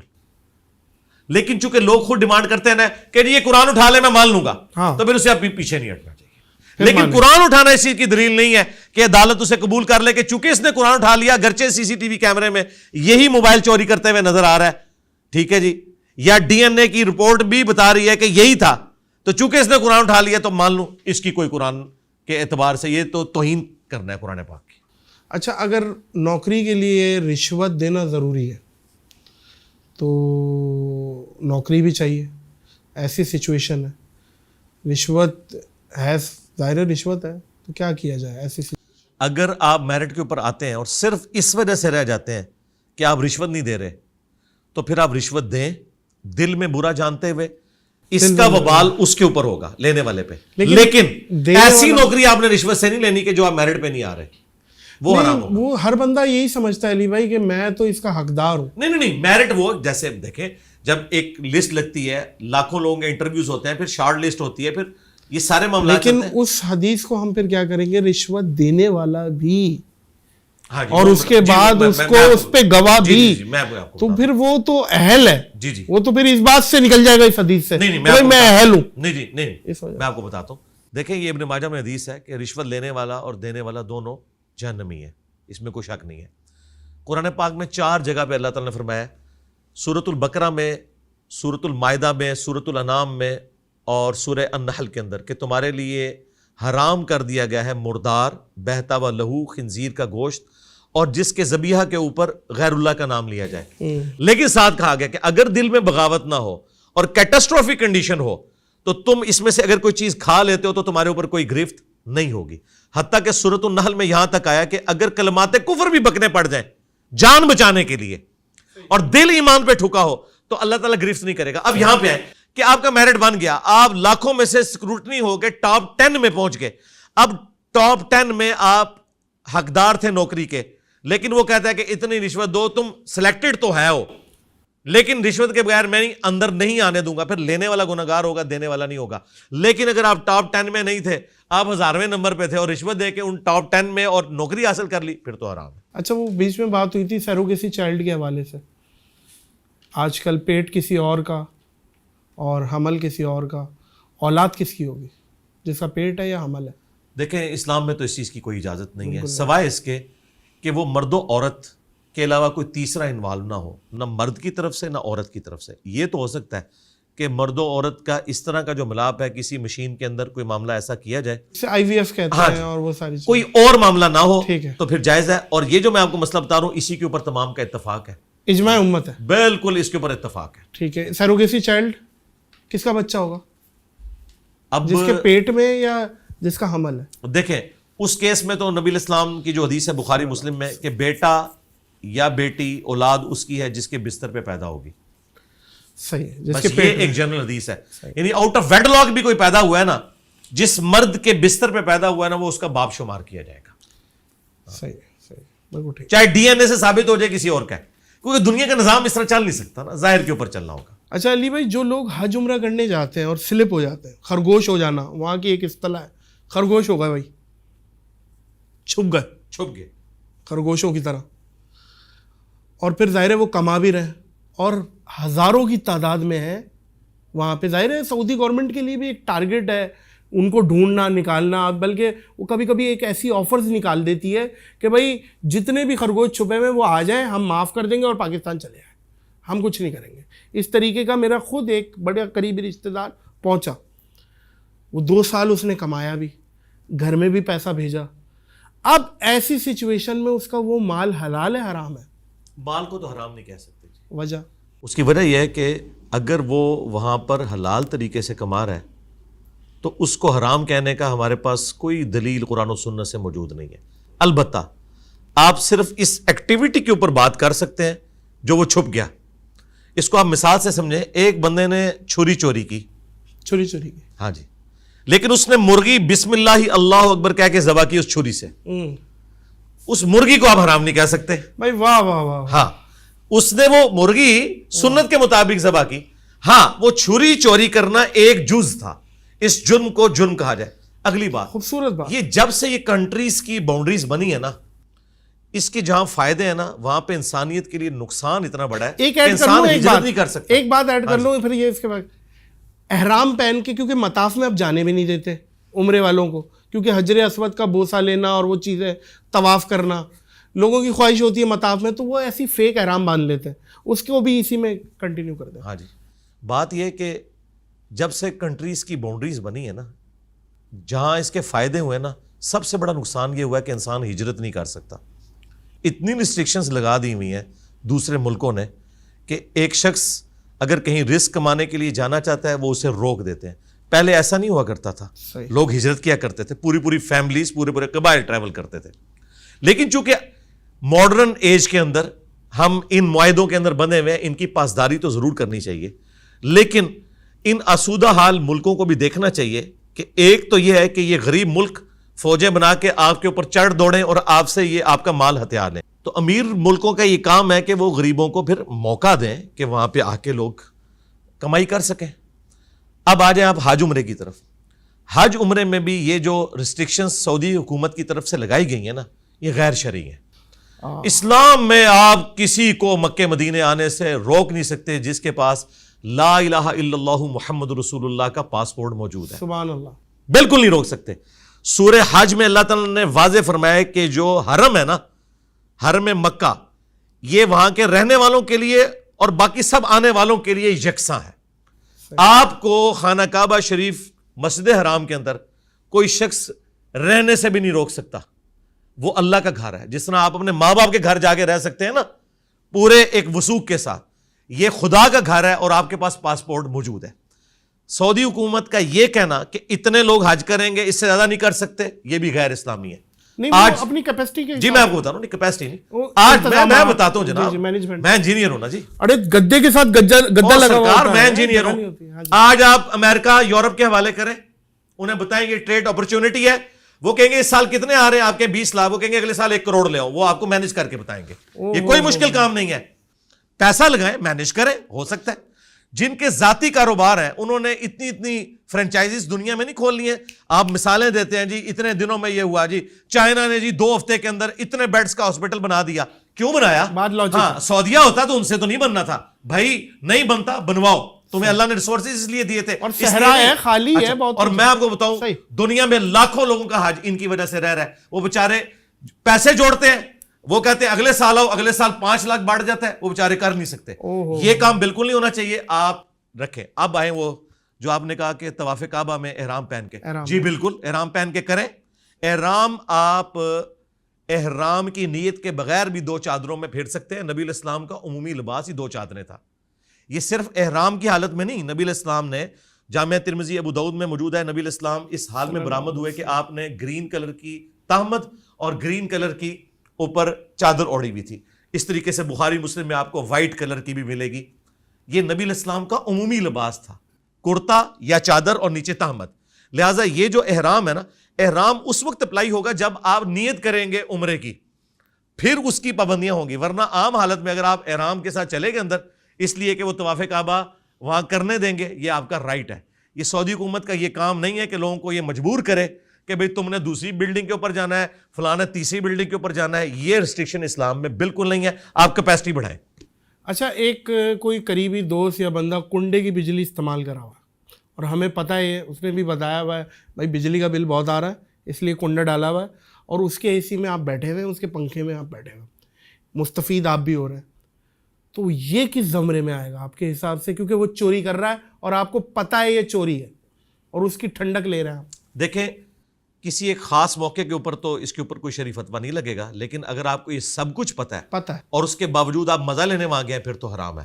لیکن اگر آپ صلہ رحمی کے لیے گئے کہ مثلا آپ کا کام تھا, وہ آپ کی بہن کا گھر ہے, آپ اپنے بہنوئی کو ملنے گئے ہیں, اب آپ اس کو یہ نہیں کہہ سکتے کہ تو چرس کا کاروبار کرتا ہے, تو بینک کے اندر جاب کرتا ہے, تو نے تو کنڈا لگایا ہوا ہے. یہ معاملہ وہ اللہ تعالیٰ کو خود جواب دیا ہے, اس کا وبال اس کے اوپر ہوگا. لیکن اگر آپ وہاں چسکے کے لیے بیٹھتے ہیں کہ میں بھی ٹھنڈک لے کے یہاں بیٹھوں, 5 منٹ کے لیے آیا تھا, جی 5 منٹ کے لیے آیا تھا, لیکن میں 5 دن رہوں گا, چلو میں اپنی گرمیاں گزاروں, پھر تو بالکل حرام ہے. اور اس کو سپورٹیو حدیث ہے صحیح مسلم میں, گناہ وہ جو تیرے دل میں کھٹکے اور تو اس بات سے آر محسوس کرے کہ لوگ اس پر مطلع ہو جائیں گے. واہ, یہ گناہ کی ڈیفینیشن ہے. واہ واہ. یہ اور یہ فارمولا چورس سیٹیں یہ سب پہ لگ رہی ہے, جی سب صرف چوری کے بجلی پہ نہیں لگ رہی, چوری کی گاڑی پہ, جی کوئی فراڈ کے مال پہ, بالکل کوئی زمین ہتھیالی ہے, یہ ساری چیزوں قرآن میں واضح ہے وَتَعَاوَنُوا عَلَى الْبِرِّ وَالتَّقْوَى وَلَا تَعَاوَنُوا عَلَى الْإِثْمِ وَالْعُدْوَانِ. نیکی اور پرہیزگاری کے کاموں میں ایک دوسرے کی مدد کرو, برائی میں نہیں کرنی. عورتوں کا کار چلانا, بائک چلانا, آج کل رکشے بھی چلا رہی ہیں کمرشل, ہم نے دیکھا ہے پیچھے سواریاں بیٹھی, غیر محرم سارے بیٹھے ہوئے ہیں. اب وہ دیکھ بھی رہے ہیں, ظاہر ہے ہر بندے کا اپنا ایک کردار ہے, تو وہ لیکن بیچاری وہ مجبوراً چلا رہی ہے. ظاہر ہے عورت باہر نکلتی ہے, عورت, میرا ایک ذاتی ایک چیز ہے جو میں سمجھتا ہوں, عورت غیرت میں مرد سے زیادہ ہوتی ہے, لیکن وہ جب نکلتی ہے اس کی کوئی بہت زیادہ مجبوری ہے تب نکلی ہے بھائی وہ. تو ایسی سچویشن میں عورت کیا کرے؟ مطلب بائک گاڑی اور چیزیں چلانا, کیونکہ بائک پہ بھی تھوڑا سا کھلا بیٹھنا پڑتا ہے, تھوڑا مردوں کی طرح, یہ بھی بائک کے پیچھے لگ جاتی ہیں اس طرح کی بدتر. دیکھیں, پہلی تو بات میں آپ کی سیکنڈ کروں گا کہ عورت مرد سے غیرت میں زیادہ نہیں, بہت زیادہ ہوتی ہے, کوئی کمپیریزن ہی نہیں ہے. اللہ تعالیٰ نے اس کی نیچر میں رکھا ہے, اس کا نام ہی عورت ہے, پردے کی چیز. اللہ نہ کرے کہ ایسا کسی عورت کے اوپر مشکل وقت آئے کہ وہ رزق کمانے کے لیے باہر نکلے. اسلام میں تو عورت کی زندگی ایک ملکہ والی زندگی ہونی چاہیے, ملکہ والی زندگی. یہ معیشت کی ساری ذمہ داری مرد کے اوپر ہے. الرجال قوامون علی النساء, مرد حاکم ہے عورتوں پر بسبب اس کے کہ وہ ان کا سارا خرچہ اٹھاتے ہیں. اگر معذور ہو مرد اگر معذور ہو تو سب سے پہلے تو یہ ہے کہ وہ معذور شادی سے پہلے ہے یا بعد میں ہے؟ شادی کے بعد ہو گیا, ایکسیڈنٹ شادی کے بعد ہو گیا, پیرالائز ہو گیا. تو اس معاشرے کی ذمہ داری ہے, حکومت کی ذمہ داری ہے کہ اس کے ساتھ ایسے معاملات کرے, اس کا خرچہ لگائے. یہ جو لوگ اربوں سنبھالے بیٹھے ہوئے ہیں, ان کی زکوٰۃ کروڑوں میں بنتی ہے, 1 ارب پہ 2.5 کروڑ زکوٰۃ بنتی ہے. بالکل صحیح. یہ اس معاشرے کی ذمہ داریوں سے سپورٹ کرے. لیکن اگر عورت کو پھر بھی نکلنا پڑتا ہے تو وہ اپنے حجاب کا اہتمام کرے اور کسی ایسی جگہ پہ نہ جائے کہ جہاں اس کے ساتھ کوئی اس قسم کا مس ہیپ ہونے کا معاملہ ہے. کوشش کرے کہ ایسی جاب کرے جو عورتوں والی جاب ہو. اب یہ جو آپ نے کہا نا بائک چلانا, بھائی جب سے یہ پیٹرول اتنا مہنگا ہے, گاڑی تو ہر بندہ افورڈ نہیں کر سکتا کہ وہ اپنے بچوں کو اسکول بھیجے. میں تو اب اپنے جہلم شہر میں دیکھتا ہوں کتنی عورتیں پورا نقاب برقع کیا ہوا ہے انہوں نے, اور وہ اپنے بچوں کو موٹر بائک پہ خود چھوڑتی ہیں اسکول. بہت اچھا کام ہے. دودھ پیتے بچوں کا پیشاب پاک ہم سنتے ہیں کہ بھائی بچے کو پیشاب پاک ہے. پیشاب تو پیشاب ہے. الٹی بھی کہتے ہیں کہ بھائی کوئی بات نہیں, دودھ پیتا بچہ ہے, کچھ ایسی چیز تھوڑی کھاتا ہے کہ کوئی غلط چیز ہو. صحیح ہے, نماز بھی پڑھ لو. تو اس پہ کیا معاملہ ہے شرعی؟ دیکھیں الٹی والا جو معاملہ ہے نا, یہ تو فقہ حنفی والوں نے اجتہاد کیا ہوا ہے. الٹی کا نجس ہونا کہیں سے کوئی ثابت نہیں ہے. پیشاب تو ظاہر ہے نجس ہے, چھوٹے بچے. جی چھوٹے بچے کا بھی نجس ہے. صرف اس میں یہ ہے کہ نبی الاسلام کی حدیث ہے بخاری میں سنن ابی داؤد کے اندر کہ اگر لڑکی کا پیشاب ہے تو آپ نے اسے پورے اہتمام کے ساتھ, یعنی لڑکی اور لڑکے کے اعتبار سے یہ فرق کیا گیا ہے نبی الاسلام کی تعلیمات کی روشنی میں کہ اگر لڑکی کا پیشاب ہے تو اسے پورے اہتمام کے ساتھ دھونا ہے, اور اگر لڑکے کا پیشاب ہے تو اس پہ چند چھینٹیں مار لینا کافی ہے. اس سے بعض لوگوں نے رزلٹ نکال دیا کہ شاید پاک ہے. پاک نہیں ہے ناپاک, اس لیے پانی اس پہ آپ ڈال رہے ہیں. اور یاد رکھیے گا ابو داؤد ترمذی میں حدیث ہے کہ پانی کو کوئی چیز ناپاک نہیں کرتی. پانی ایک سمجھ لیں ایک ایسی چیز ہے جو کسی چیز پہ بھی آپ ڈالتے ہیں نا اس کو پاک کر دے گی, خود ناپاک نہیں ہوتا پانی. ٹھیک ہے, اس لیے اللہ تعالیٰ کہتا ہے میں نے آسمان سے پانی نازل کیا جو پاکیزہ ہے. علی بھائی کچھ لوگوں کو عادت ہوتی ہے الٹا سونے کی, وہ سوتے ہی ان کو نیند ہی الٹا آتی ہے, اور کچھ الگ الگ طریقے ہیں. کچھ یوں ہو کے سکڑ کے سوتے ہیں, کچھ لوگوں کو عادت ہوتی ہے. جیسے ایک سلمان خان ہے انڈیا میں, وہ بولتا ہے بھائی مجھے بیٹھ کے سونے کی عادت ہے, مجھے بیڈ سے زیادہ کمفرٹیبل, میں کسی اچھے صوفے پہ بیٹھ کے ٹیک لگا کے سو جاتا ہوں, اس میں مجھے زیادہ آسانی ہے. تو یہ اس طریقے سے سونا کیسا؟ اور کچھ لوگ کہتے ہیں غلط خواب آئیں گے اس اینگل پہ سو گے, گردن میں وہ جو اٹھنے کی کوشش کرتا ہے بندہ اٹھ نہیں پاتا, اس کو پتہ نہیں کیا کہتے ہیں انگریزی میں, یہ ساری چیزیں. تو اس کو ذرا کنکلوڈ کریں. دیکھیں صرف ایک طریقہ ہے سونے کا جس کی ممانعت ہے, وہ کیا؟ وہ ابو داؤد اور سنن ابن ماجہ میں حدیث ہے کہ ایک صحابی کہتے ہیں کہ میں پیٹ کے بل لیٹا ہوا تھا, ایک شخص میرے پاس آیا, اس نے میرے پاؤں پہ اپنے پاؤں سے ٹھوکر ماری اور کہا اٹھ, یہ جہنمیوں کا طریقہ ہے. وہ کہتے ہیں میں نے ایسے اٹھ کے دیکھا تو وہ اللہ کے محبوب صلی اللہ علیہ وآلہ وسلم تھے, کیونکہ جہنمیوں کو بھی جہنم میں الٹے پیٹ لٹا کے ان کی پھینٹی لگائی جائے گی. بولے اعوذ باللہ تعالی. الٹے پیٹ سے مراد جو یوں, اللہم اجرنا من النار, الٹے پیٹ وہ یوں پیٹ کے بل. اچھا پیٹ کے بل لیٹنا منع ہے, صحیح ہے. بس اس کو چھوڑ کے ہر طرح آپ لیٹ سکتے ہیں, آپ کی مرضی ہے. دائیں کروٹ لیٹیں, بائیں کروٹ لیٹیں. ہاں سنت ہے دائیں کروٹ لیٹنا, لیکن بائیں کروٹ بھی آپ لیٹ سکتے ہیں. ممانعت کوئی نہیں, ممانعت جس چیز کی ہے وہ پیٹ کے بل لیٹنے کی ہے. باقی یہ جو آپ بات کر رہے ہیں نا, اب میں آپ کو بتاؤں, میں گاؤں تکیہ لے کے سوتا ہوں, مجھے یہ عام تکیے کے اوپر نیند ہی نہیں آتی جب تک کہ میرا سر اتنا نہ ہو جائے کہ یہ جو جتنا فاصلہ ہے یہ کور نہ کرے, اس سے تھوڑا سا زیادہ ہو, یہ ایسے مجھے نیند ہی نہیں آتی. تو یہ ہر بندے کا ڈیفرنٹ ہے. پیٹ کے بل لیٹنا منع ہے. اور ابو داؤد میں ایک اور حدیث ہے, کوئی بھی شخص کسی ایسی چھت کے اوپر نہ سوئے جس کے باہر منڈیر نہیں ہے, کیونکہ نیند میں سونے کی بعض لوگوں کو عادت ہوتی ہے. تو نبی علیہ السلام فرمایا ایسے شخص سے اللہ کا ذمہ اٹھ گیا, یعنی اگر آپ وہ نیند میں چلا اور چھت سے نیچے گر گیا تو وہ خود حرام موت مرا ہے, کیونکہ اللہ تعالیٰ نے اس کی ممانعت کی ہوئی ہے. اس کو پتہ ہی نہیں ہے. نہیں پتہ نہیں ہے میرے بھائی, اس نے پتہ ہونا چاہیے اسے کہ نبی علیہ السلام نے منع فرمایا ایسی چھت پہ سونے سے, صحیح پہلے ہی منع کر دیا. صحیح ہے, صحیح ہے. ہاں تو کیوں چڑھا ہے اوپر, وہ بالکل ٹھیک, نہیں سو سکتا وہاں پہ. یہ عادت ہوتی ہے, یہ عادت ہوتی ہے لوگوں, بالکل صحیح ہے. کہ نبی علیہ السلام نے فرمایا 3 لوگوں سے اللہ تعالیٰ نے قلم اٹھا لیا ہے. ایک شخص جو سویا ہوا ہے, مجنون ہے, اور جو نابالغ ہے. لیکن یہ جو کیس ہے نا کہ آپ ایسی چھت پہ سو رہے ہیں, یہ تو آپ کے اختیار میں ہے نا. اختیار میں. نبی علیہ السلام فرمایا کہ جس نے بغیر 4 دیواری والی چھت کے اوپر سویا, اللہ کا ذمہ اٹھ گیا اس سے. صحیح ہے, صحیح. گونگے اور بہرے شخص کے بارے میں وہ کیا رہا ہے؟ اگر وہ اشاروں میں گالیاں دیں, ان کی بھی کچھ اشارے ہیں, آئیڈینٹیفائی میں ریپیٹ نہیں کر سکتا, وہ ہیں, مجھے پتا ہے, چھوڑے. تو وہ باقاعدہ گالی ہے. ہمیں تو ہمارے پڑوس میں ایک بیچارہ ایک گونگا رہتا تھا, تو ہم بچپن میں چھڑتے تھے, اور وہ اس کا دوست بھی ہم دیکھتے تھے آ کے نا آپس میں وہ یوں کر کے اس سے کمیونیکیٹ کرتا تھا, اور میں کھڑکی میں کھڑا ہوا دیکھ رہا ہوں آدھا ایک گھنٹہ وہ باتیں کر رہا ہے, پتہ نہیں کیا کر رہا ہے. اللہ نے ایک حرص دی ہوئی ہے انہیں اشاروں میں, پتہ نہیں کیا سلیپ اسٹک. اور میں یہ سمجھتا ہوں سب سے بڑی زبان ہی اشارے کی ہے, کیونکہ ہم بہت سے ممالک جاتے ہیں تو انگلش یا ان کی لینگویج میں پھنستے ہیں, اٹلی وٹلی میں, تو ہم وہاں اشارے میں بات کرتے ہیں تو وہ سمجھتے, ظاہر ہے اشارے کی زبان. تو اس طرح اگر گالی دینا تو کیا اس کا بھی وہی معاملہ؟ ظاہر ہے 100%. ان کو تو پتا ہے وہ کیا کر رہے ہیں. ہاں.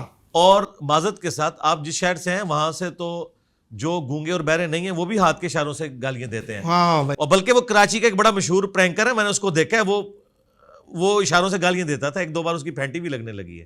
ہاں ہاں باقی کون پتہ, وہ ابھی اس وقت میرے سامنے بیٹھا ہے اس لیے میں کہہ نہیں سکتا. یار علی بھائی آپ یقین کریں, آپ میرا کوئی بھی پرینک اٹھا کے دیکھیں, اگر گالی ہے نا, میں نے اپنا کام چھوڑ دینا, یہ کام نہیں کیا, بلیو میں. یہ جو ہوتا ہے یہ لعنت والا ہے. ارے یار علی بھائی کچھ ہمارے میں نے بھی, دیکھی بھی ہے, ہم بھی ایک جن تھے پرانے, آج ہم دیو ہے, ہمارا بھی لے لے یار.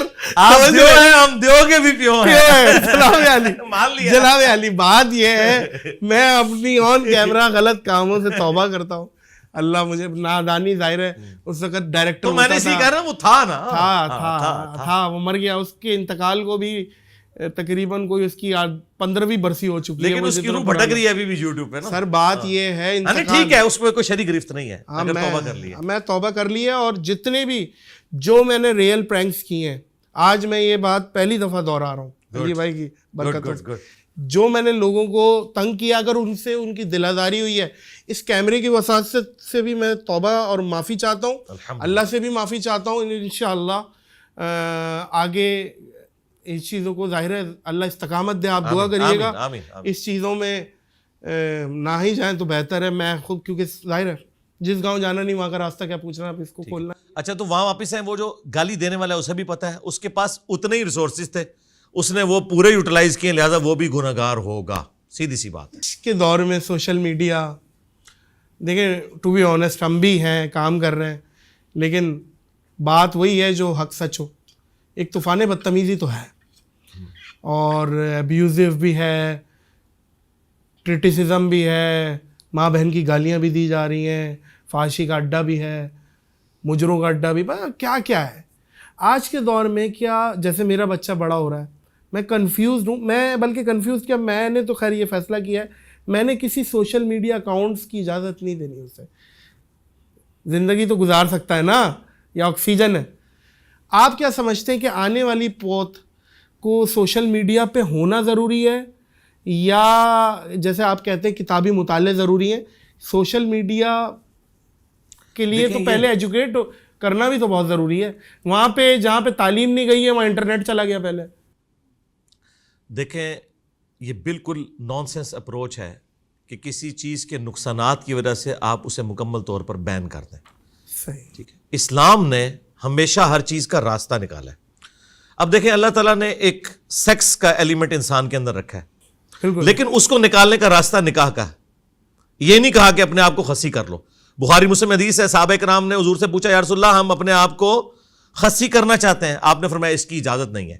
بخاری مسلم حدیث ہے, اے نوجوانوں کے گروہ, جس میں استطاعت ہے وہ نکاح کرے, اور جو نکاح نہیں کر سکتا وہ روزے رکھ کے اپنی شہوت کو ٹھنڈا کرے, لیکن اپنے آپ کو خسی نہیں کر سکتا. ایک نیچرل چیز ہے. دنیا میں جتنی بھی اس قسم کی چینجز آتی ہیں ان کے اوپر شرعی فتویٰ لگانے کے لیے ضروری ہے کہ وہ 100% حرام ہو. مجھے بتائیں ٹی وی, اس کا نیگیٹو یوز بھی ہو رہا ہے. دیکھیں ناک پہ مکھی بیٹھی ہے تو ناک تو نہیں کاٹنا آپ نے, مکھی کو اڑا رہا ہے. واہ واہ واہ. سوشل میڈیا اگر آپ سمجھتے ہیں اس میں کوئی گندگی ہے, ایک مثال میں بھی دے دوں. ہاں جی, اناڑی ڈرائیور نے مرسیڈیز ٹھوک دی تو ڈرائیور کی غلطی ہے, یہ بات تو ہے, لیکن بڑھتی جا رہی ہے, بہت زیادہ خرافات ہیں. سلطنت عثمانیہ کی تباہی کی سب سے بڑی وجہ یہ تھی کہ وہ جو جدید دور کے تقاضے تھے نا ان کا وہ خیال نہیں رکھ سکے. وہ اسی چکر میں پڑے رہے کہ یہ توپ کے گولے کے اندر سور کی چربی ڈلتی ہے, بس پتہ نہیں اس گولے کو انہوں نے نیچے رکھ کے نماز پڑھنی تھی, تو بس دیکھ لیں پھر آج تک ہم ذلت کاٹ رہے ہیں. تو اس طرح کی جو چیزیں ان کو دیکھنا چاہیے کہ میرے بھائی ہم یہ جو اتنا بڑا فتویٰ لگاتے ہیں کہ اس سے یہ کرنے دوں گا اور آپ کے کرنے سے رکنا کوئی نہیں. Forbidden fruits are always sweet, یہ انگریزی کا محاورہ ہے, منع کیے گئے فروٹ ہمیشہ میٹھے ہوتے ہیں. آپ نے ایجوکیٹ کرنا ہے کہ بھائی یہ غلط ہے, یہ صحیح ہے, آپ نے یہ کرنا ہے, اس سے بچنا ہے. ادروائز اگر آپ کیٹاگوریکل کر دیں گے نا تو آپ اپنے بچوں کو سائیکو کر لیں گے, وہ اس معاشرے میں چل ہی نہیں سکتے. جس طرح آج ہم کہتے ہیں تعلیم کے بغیر اس معاشرے کے اندر آپ ایک پڑھ لکھے طبقے کے اندر اپنی بات نہیں پہنچا سکتے. یہ تو آپ کی بیسک. کیسے فلٹر کریں کہ وہ بچہ غلط چیز نہ دے؟ جی جس طرح آپ خود ہوئے ہیں فلٹر, آپ تو اب ایوالو ہو چکے ہیں نا, تو آپ خود سمجھ سکتے ہیں کہ میں نے اس کو کس طریقے سے کرنا ہے. یہ جو آپ بند کرنے والی بات کر رہے ہیں نا, میں نہیں کہہ رہا, میں اس کا حل اس کا یہی ہے نا کہ وقت کے ساتھ ساتھ انسان لرن کرتا ہے. میں کہہ رہا ہوں حل کیا, آنے والی پوت کیا انہیں بھی یوٹیوب کا اکاؤنٹ ایجوکیٹ کرنا ضروری ہے؟ جس طرح عامر خان نے یہ ایجوکیٹ کیا چھوٹے بچوں کو تارے زمین پر، جی اس نے ایجوکیٹ کیا، اس طرح ہمیں بھی ایجوکیٹ کرنا چاہیے. یہ آپ نے ایجوکیٹ کرنا ہے. آپ نے یہ نہیں کہنا کہ میں نے اپنے بچوں کو اب مدرسے نہیں بھیجنا، میں نے اپنے بچوں کو قرآن پڑھنے کے لیے نہیں بھیجنا. اچھا علی بھائی، جاتے جاتے کوئی ایک ایسا یادگار میسج جو کہ 100 سال 200 سال بعد بھی کوئی دیکھے، شاید کیا یقیناً آپ بھی نہیں ہوں گے، ہم بھی نہیں ہوں گے، کوئی ایسا میسج دینا چاہیں گے جو ویڈیو فارم میں یاد رہ جائے آپ کا؟ اور بولیں آپ کچھ. بولوں؟ سن لیں گے، کیمرہ بھی سن لے گا. دیکھیں ہمارا تو ایک ہی میسج ہے. قرآن میں ہمیں حکم تھا ایتونی بکتاب من قبل ھذا او اثارۃ من علم ان کنتم صادقین. اے نبی ان سے فرماؤ کہ اگر مجھ سے کوئی بحث کرنی ہے تو کتاب میں کوئی چیز ہے تو وہ لے کر آؤ، جو تمہارے پاس اپنی کتاب الہامی موجود ہے، یا انبیاء کے آثار میں سے کوئی چیز ہو وہ مجھے پیش کرو اگر تم سچے ہو. اندازہ کریں کہ نبی الاسلام کو اللہ تعالیٰ نے یہ طریقہ سکھایا ہے کہ کتاب و سنت سے بات کرنی ہے. نبی الاسلام نے بھی حجۃ الوداع پہ فرمایا اپنے بعد 2 چیزیں چھوڑ کے جا رہا ہوں، کتاب اور سنت. اور غدیر خم پہ فرمایا قرآن اور اہل بیت. ہم یہ کہتے ہیں کہ آپ بکش مسلمان بنیں اور اپنی نسبت اس شخص کے ساتھ مضبوط کریں جس کی قبر مدینے میں ہے، صلی اللہ علیہ وآلہ وسلم. کیا بات ہے، کیا بات ہے. علی بھائی بہت بہت شکریہ، جزاک اللہ خیر. بڑی مہربانی. اس نفسہ نفسی میں جو سب سے قیمتی چیز کسی کے پاس ہوتی ہے وہ ہوتا ہے اس کا وقت. وقت ہم نے دیا، ہم تو آئے تھے، آپ نے دیا، آپ کی بڑی مہربانی. الحمدللہ ہمارے پاس تو تھا، ہم آ گئے اور آپ نے نکالا، آپ کا بڑا پن. اور اللہ آپ کو استقامت دے، اللہ ہم کو بھی استقامت دے، آمین بس اللہ راضی ہو جائے. آمین آمین. جب ہم جائیں دنیا سے تو اللہ راضی ہو، بس یہی مشن ہے اور یہی کوشش ہے. معزز خواتین و حضرات، اس پوڈ کاسٹ کو اختتام کریں گے اس دعا، اس یقین، اس اپنے پن کے ساتھ کہ اپنا اور دوسروں کا بہت زیادہ خیال رکھیے گا.